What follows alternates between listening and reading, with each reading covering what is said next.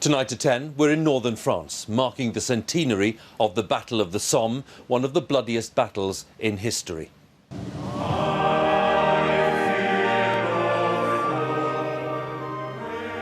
A crowd of 10,000, including heads of state and government and members of the royal family, joined descendants of those who fought 100 years ago. They heard the words of those who went over the top on the 1st of July 1916, a day of huge losses for British and French forces trying to break through German defences. There's a job to be done, and you just got on and did it. I was more frightened going up to the trenches, sitting, waiting to start. I was very frightened then, very frightened indeed.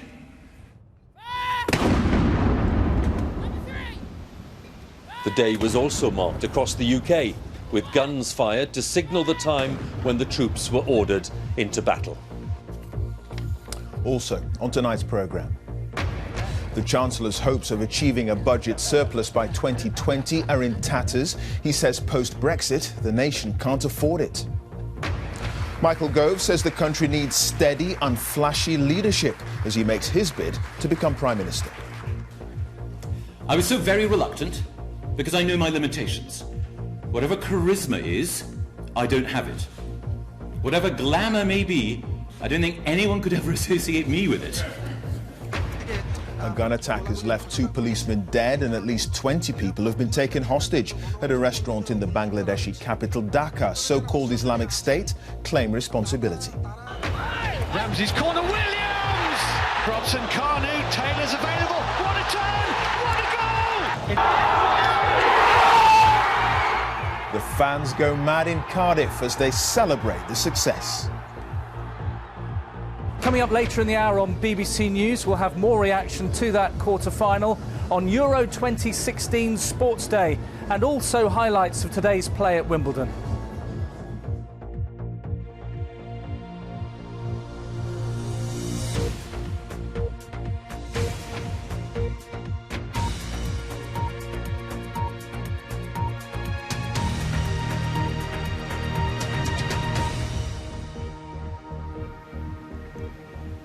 Good evening from Thiepval in northern France, where earlier today a crowd of 10,000 came together, including heads of state and government and members of the royal family, to mark the centenary of the Battle of the Somme, which started 100 years ago today.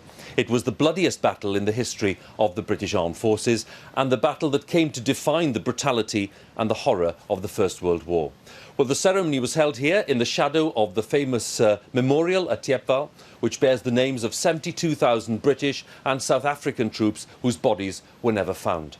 The Prince of Wales, David Cameron, President Hollande, they were among those who took part in the presence of hundreds of descendants of those who fought, as our special correspondent Alan Little tells us. It is the largest First World War memorial anywhere, its scale commensurate with the loss of life in these fields. It is a memorial to the missing of the Somme. The names of 72,000 men with no known graves are carved here. Its plea to posterity, to us, is plain. Never forget. Heads of state and government, present and future, listened to Clive Adlam as he read the words of his father, Lieutenant Tom Adlam, who fought and survived. You did a job out there, and I never realised that there was anything unusual about it. There's a job to be done, and you just got on and did it. I was more frightened going up to the trenches, sitting, waiting to start. I was very frightened then, very frightened indeed. We were taught we had to be an example to our men, and that if we went forward, they'd go with you, see, and you sort of lose your sense of fear thinking about other people.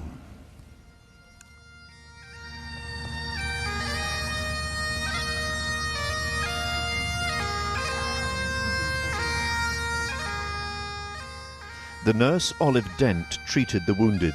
Here, her words describe that first week on the Somme. I am too tired to sleep. Too tired to shut out of sight and mind the passionate appeal of two dying eyes and the low faint whisper of, "Sister, am I going to die?" A week after Britain voted to leave the European Union, David Cameron took his place beneath a memorial to the enduring alliance between the UK and France and described a moment of mutual respect between enemies as a British major risked his life to rescue a wounded soldier from no man's land. He walked as though he was on parade. The Germans never fired a shot at him as he went. They never fired a shot as he went back.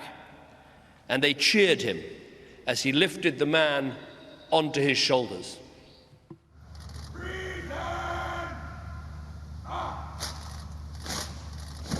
The poppy, and in France the blue cornflower, are the emblems of the sorrow of war, marked in 2 minutes of silence.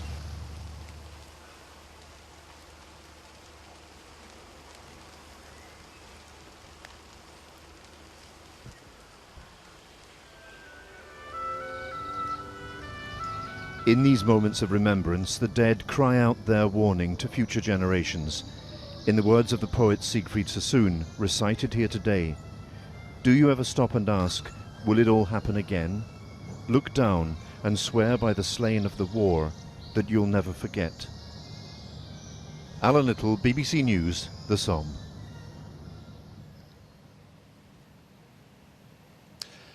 Well, there have been many events organised today to mark the centenary of that first day of the Battle of the Somme, some in France, but many in different parts of the United Kingdom.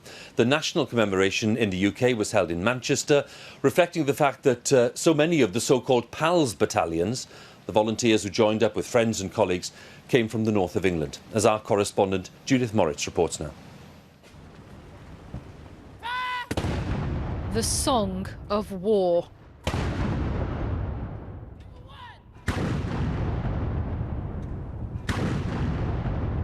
And the silence of remembrance.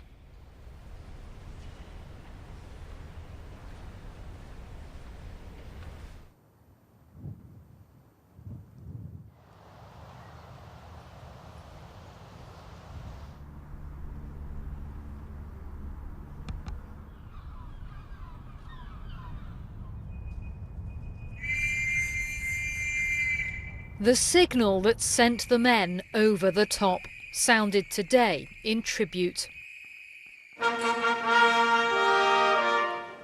The Somme is sewn into the history of Manchester, a service to honour the pals, groups of friends who served together. The boys in khaki were friendly, cheery and full of pluck. The goodbyes were manly and warm. There was a sense of hope and exhilaration in the air. Parting is such sweet sorrow. Neither can the floods drown it. On this day, we remember before you all who experienced the battle on the Somme, those who faced the terrible waste and devastation. Ghosts of the battle came alive through theatre on the streets. Connecting the past to the present here in Manchester and across the UK today, the soldiers of the Somme have been rubbing shoulders with commuters and shoppers, bringing a flavour of 1916 into the 21st century. Volunteers and veterans marched in memory. Parading amongst them was Louis Roskell, whose father Alfred served at the Somme. I'm quite proud to be here and to see them all around. My dad was a very retiring sort of chap, so he wasn't the sort of guy to push himself forward. So I feel in a way I'm doing it for him. I want to demonstrate, that he was there and that he was very much part of it. Alfred Roskell trained for battle in camp at Manchester's Heaton Park. Tonight, the park hosted a concert telling the story of the Somme to a new generation. Judith Moritz, BBC News, Manchester. Well, the site here at Tiepval is visited by around 300,000 people a year. Wouldn't be at all surprising if those numbers didn't rise after today's event. It really is an impressive site on the Somme, looked after by the Commonwealth War Graves Commission. We'll be back here then later in the programme. But for now, Clive, back to you. Hugh, many thanks for that. Now, the Chancellor, George Osborne, has abandoned his aim of achieving a budget surplus by the end of the decade. It had been a linchpin of economic strategy, driving austerity measures in several budgets. But in response to the EU referendum result, he said the public had to be realistic about what could be achieved. Here's our economics editor, Kamal Ahmed. He said it again. We will fix the roof when the sun is shining. And again. And we are going to fix the roof when the sun shines. And again. Fixing the roof when the sun is shining. Repairing the public finances while the economy was in better shape. Today, a very different tone. Many predict the post-Brexit sunshine will be weaker for the UK economy. Time to rethink that 2020 pledge. It's incredibly important we maintain fiscal credibility, that we are tough on the deficit while being realistic about achieving the surplus by the end of the decade. That is exactly what our fiscal rules provided for. They explicitly acknowledge the impact of a significant negative shock. The Chancellor insisted he wasn't breaking his own budget rules. The austerity target on cutting public spending and raising taxes was flexible. So how has Brexit changed the long-term economic plan? Since 2010, the government has cut public spending by 10%. The amount the government borrows has also fallen from £137 billion a year to £75 billion. That has meant a lot of cuts and tax rises. Now the Chancellor has ditched the government's target of balancing the books by 2020, a worse economic outlook post-Brexit, making it unachievable. 3 weeks ago, the Chancellor claiming an emergency budget would have to find £30 billion of tax rises and spending cuts immediately. That doesn't look like happening anytime soon, a point seized on by his opponents. In some ways I'm pleased, as acknowledge the reality that it's not working, but what we need now is a clear investment programme so that we can counter the recessionary trend that we've got in our economy, but also we can start investing in some of those areas that felt left behind and therefore voted leave. But pain deferred for the country is not pain cancelled.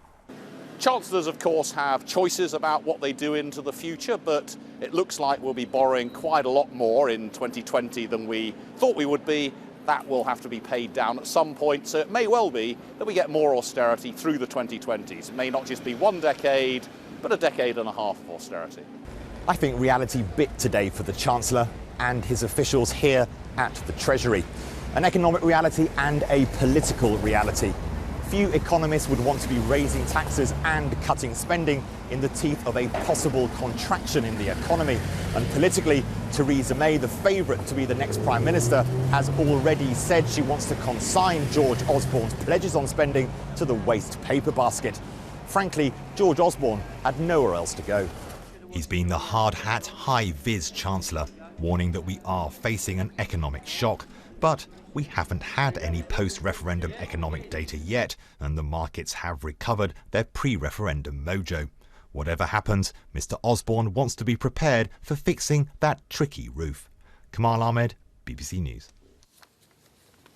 Michael Gove has laid out his vision for the country if he becomes the next Conservative leader and Prime Minister. He described himself today as a candidate for change and that he would stand by the promises the Vote Leave campaign made during the EU referendum, including ending the free movement of people, whatever future trade deal is struck with the EU, and increasing spending on the NHS. Mr. Gove also defended withdrawing his support for Boris Johnson in the leadership race. Our Deputy Political Editor, John Pienaar, has more. Doesn't look like a political assassin, but he is to a lot of Tory MPs, good manners or not. You better watch out for the traffic. The man who stabbed his friend Boris Johnson in the back. I'll be giving a speech at 11 o'clock this morning at Policy Exchange, and I look forward to seeing you there. Charming as ever, but launching his own leadership campaign, he painted his main rival for the Premiership, Theresa May, as the safe, maybe even dull option. He was out to win Tory heads and hearts. What this country needs is a Prime Minister, not just with a cool head in office, but a heart burning with a desire for change. Not just a plan to make, do and mend, but a vision to transform our country for the better. His cheerleading section of MPs is smaller than Theresa May's, though. Some can't forgive him for what they see as treachery, backing Boris Johnson, then deserting and running himself. More reassurance. I stand here, and I'm standing for the leadership, not as a result of calculation. Certainly not as a result of calculation. I'm standing because I have a burning desire to transform our country. But how? There was plenty of policy, a points system to pick and choose migrants Britain needs. And bring numbers down. No need for Scottish independence, more devolution of power instead. To build that new union, the United Kingdom matters so much to us all. And another £100 million a week for the NHS. I'll put my heart and soul into making sure that the care that your son or daughter or mum or dad receives is the same that I would want for my own family. You were very clear that Boris Johnson does not have what it takes to be Prime Minister. Does Theresa May have what it takes to be Prime Minister? Theresa did not argue for and did not put the case for Britain leaving the European Union. And that is a fundamental division of principle between the two of us. Your assassination of Boris Johnson, if I could put it that way, has cost you quite a lot of kindness and respect among your colleagues. You'll know that. Can you possibly recover from that? If you're the sort of person who worries about personal criticism, if you're the sort of person who allows the attacks from others to get under your skin, you shouldn't be leader. Theresa May has strong support in a contest where Tory members will pick their leader and Britain's Prime Minister in September. They'd like it resolved quickly. I think he has proved himself to be a very divisive figure, and I don't think he's conducted himself very well. So I would hope that he might now take the right decision over the weekend and stand down. Among MPs, Theresa May's the favourite. She's the safe pair of hands candidate, and that may appeal to Conservatives with so many doubts hanging over the economy.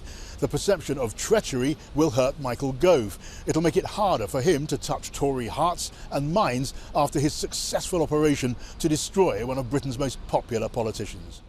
Today, Boris Johnson was pondering his future and the past 48 hours, which for him had changed everything.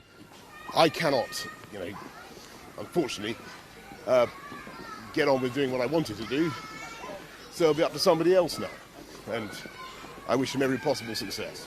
What else was there to say? John Pienaar, BBC News, Westminster. The Shadow Chancellor, John McDonnell, says Jeremy Corbyn is likely to face a challenge for the Labour leadership in the next few days. But he maintains Mr Corbyn is staying as leader and would win any contest despite the resignations of dozens of frontbench MPs and the no-confidence vote against him. He says it's up to the wider membership to decide who leads the party. Now, it's been a crucial night for Wales with their most important football match in more than 50 years, playing Belgium in the quarter-finals of Euro 2016. Well, our Wales correspondent Howell Griffith joins us from the stadium in Lille, and what a night it's been, Howell.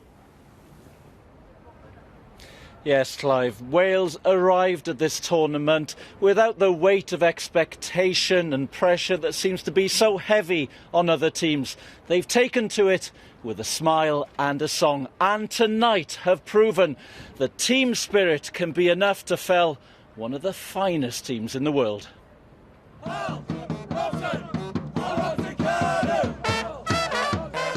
Loud, proud and desperate to stay in Europe.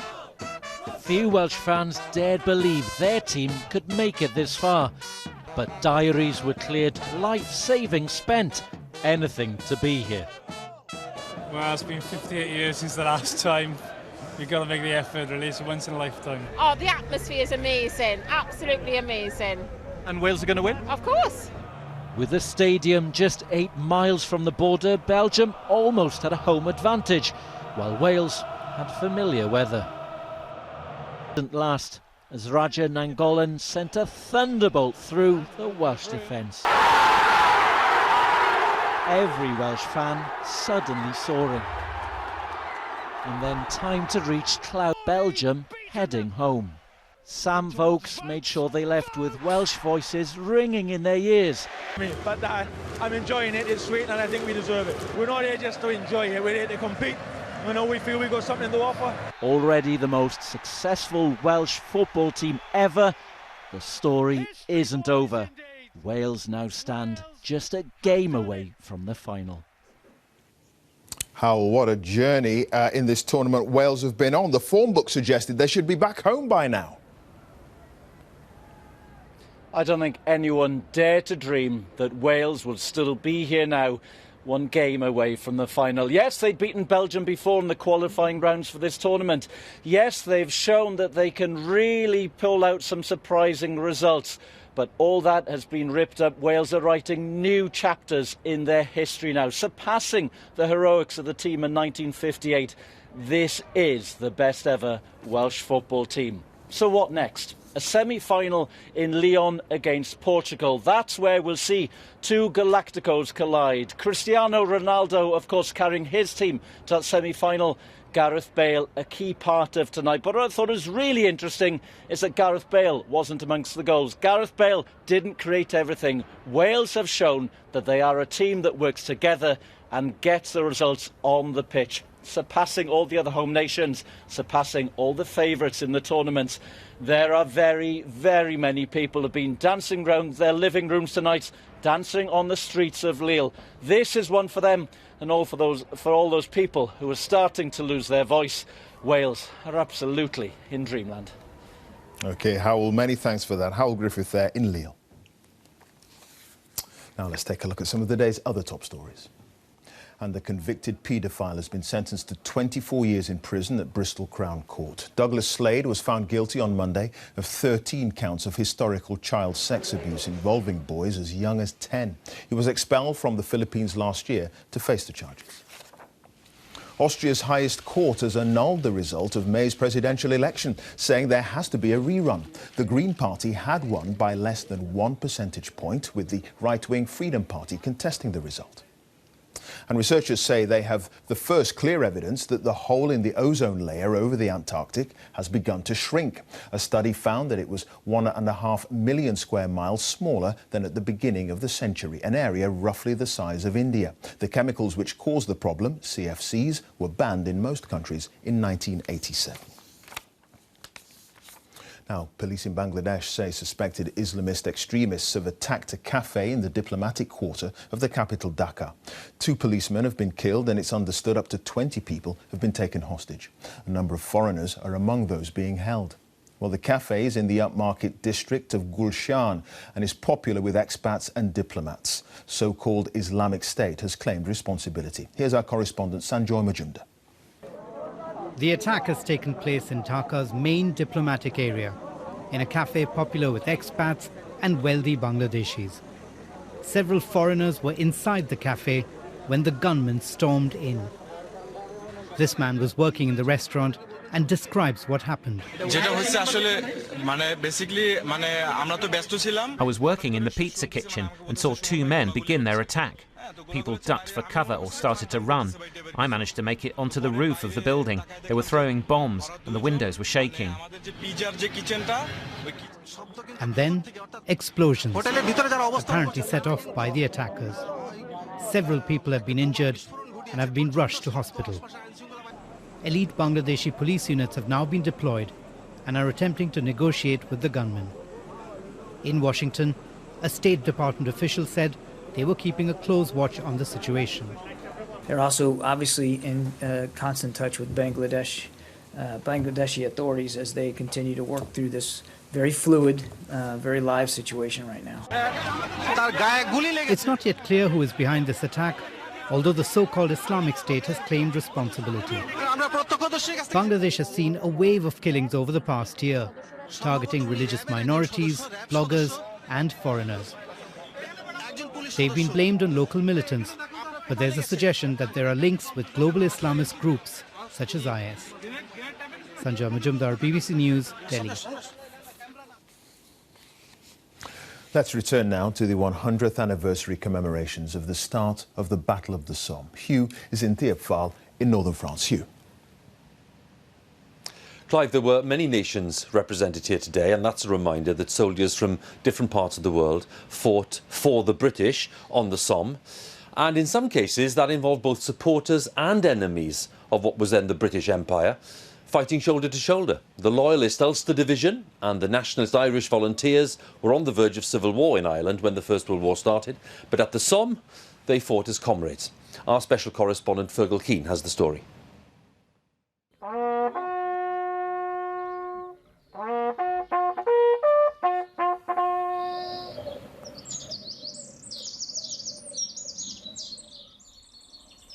I couldn't tell you what it was like, wrote Private Hugh Adams from County Down.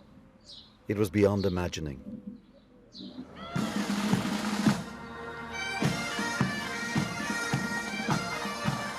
A century on and the slaughter still challenges the imagination. But today that bloody history is being marshalled to shape a more hopeful present. The Orange Men of Ulster and ministers from south and north remembering the dead of all Ireland. We do them no service if we do not relate them to today and to our hopes and our prayers and our aspirations for the future.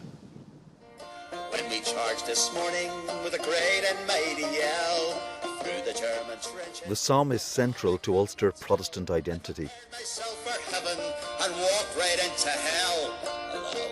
2,200 Ulstermen were killed on the first day. It was loyalty with an emphatic political purpose. For after this, how could Britain abandon Ulster to Irish Home Rule? In East Belfast, Darren Ray feels a direct connection with the cause his great-grandfather Thomas died for on the first day of the Somme. I firmly believe that my future and the future of this country is better off within the United Kingdom. I understand that that's why those guys felt back then. But I personally don't believe that attitudes have changed that much.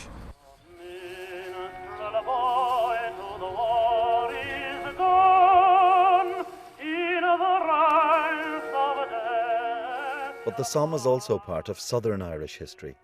Tens of thousands of Irish Catholics fought, believing loyalty would persuade Britain to grant Irish Home Rule.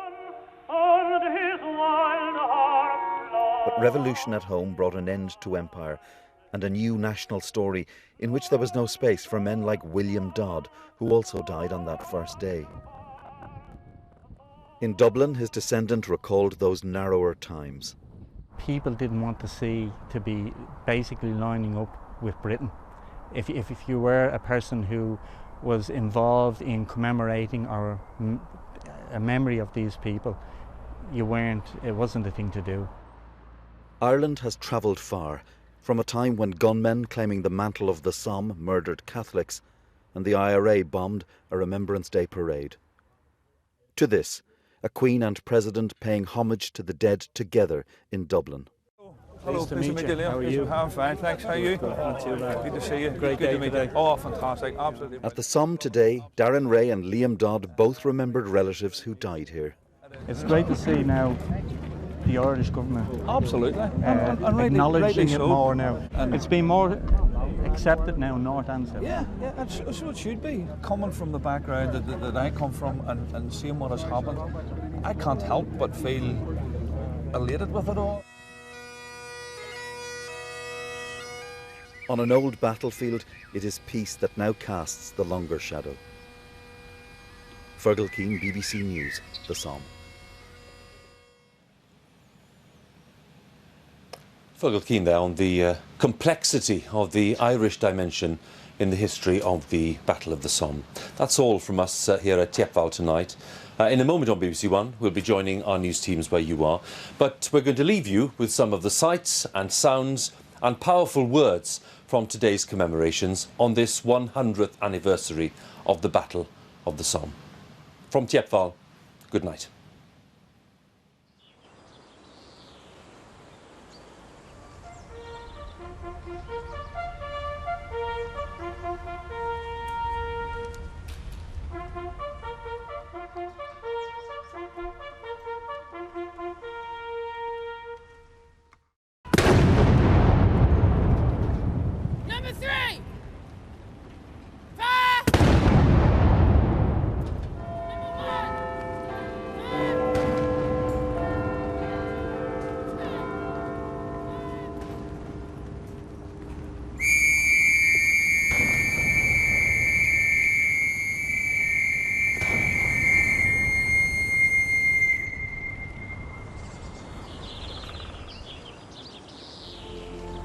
look up and swear by the green of the spring that you will never forget.